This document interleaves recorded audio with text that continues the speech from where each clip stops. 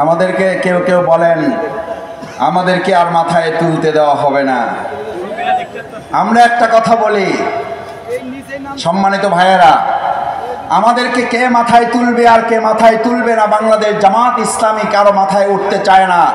বাংলাদেশ জামাত ইসলামী অধ্যাপক মিয়া গোলাম পরোয়ার ঘোষণা করেছে এই ডুমুরিয়াতে কোনো এমপি হবে না, এমপি হবে এখানকার 3 লক্ষ মানুষ। আমরা তাদেরকে মাথায় তুলে রাখবো। আমাদেরকে আপনারা কি বলেন?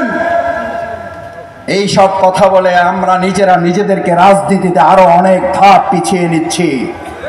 আপনি জানেন না আপনার একটা বক্তব্যের মাধ্যমে কত মানুষ আপনাদের প্রতি ঘৃণা প্রদর্শন করে। আপনি জানেন না আপনার করের দলের, আপনার নিজের কত দলের লোকের আপনাদেরকে এখন অপছন্দ করে। বাংলাদেশ জামাত ইসলামী কারো মাথায় উঠবে নাকি বাংলাদেশ জামাত ইসলামীকে জনগণ এবার আমরা তাদেরকে মাথায় তুলে নেব? কারণ আমরা বলেছি বাংলাদেশ জামাত ইসলামী এবার বাংলাদেশের কোথাও শাসক হবে না, এমপি হবে না।